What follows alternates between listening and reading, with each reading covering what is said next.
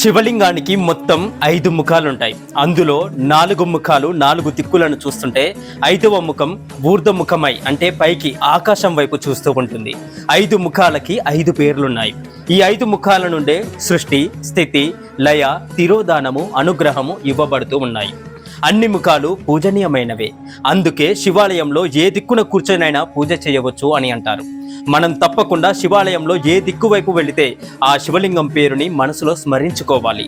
పశ్చిమాభిముఖమైన శివలింగాన్ని చూసినప్పుడు మనం తప్పకుండా ఓం సద్యోజాత ముఖాయ నమః అని స్మరించుకోవాలి. శ్రీకాళహస్తీశ్వర క్షేత్రంలో ఉన్న శివలింగం సద్యోజాత శివలింగం. శివలింగం తూర్పు వైపుకు చూస్తూ ఉంటే అటువంటి శివలింగాన్ని తత్పురుష ముఖం అని అంటారు. తూర్పుని చూస్తూ ఉండే శివలింగం వాయువు మీద అధిష్టానం కలిగి ఉంటాడు. తత్పురుష ముఖం పూజించదగినదే, ఏ మాత్రం అనుమానమే లేదు. మనల్ని రక్షించినా మనల్ని శిక్షించినా అన్ని ఆ పరమేశ్వరుడే కదా చేసేది. ఓం తత్పురుష ముఖాయ నమః అని మనసులో స్మరించుకోండి. శివలింగం దక్షిణం వైపు చూస్తూ ఉంటే అటువంటి ముఖం దక్షిణామూర్తి స్వరూపం అని అంటారు. మనకు శివాలయంలో దక్షిణంను చూస్తూ తప్పకుండా దక్షిణామూర్తి ఉండి తీరాలి. అసలు దక్షిణామూర్తి విగ్రహం లేకుండా శివాలయాలను కట్టకూడదు అని అంటారు. ఈ ముఖాన్నే అఘోర ముఖం అని అంటారు. ఈ అఘోర ముఖం అగ్నిహోత్రానికి అంతటికీ అధిష్టానమై ఉంటుంది. ఈ సమస్త ప్రపంచాన్ని లయం చేసే స్వరూపమే ఈ అఘోర ముఖం. మనకు మృత్యువు పట్ల భయాన్ని పోగొట్టి మనకు జ్ఞానాన్ని ఇచ్చేది కూడా ఇదే. ఓం అఘోర ముఖాయ నమః అని మనసులో స్మరించండి.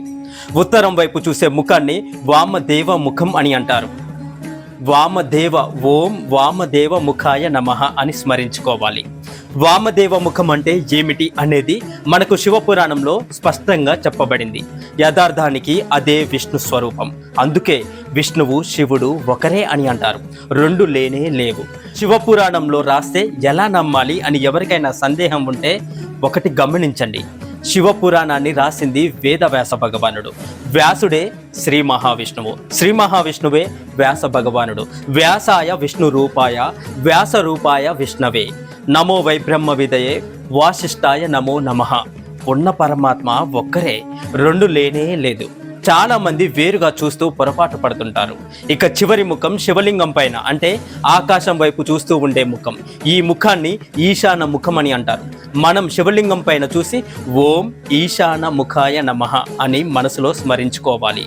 ఓం నమః శివాయ. మీకు ఈ వీడియో నచ్చితే ఓం నమః శివాయ అని కామెంట్ చేయండి. ప్లీజ్ ఈ వీడియో మీకు ఇన్ఫర్మేటివ్గా అనిపిస్తే ఖచ్చితంగా ఛానల్ని సబ్స్క్రైబ్ చేసుకోండి.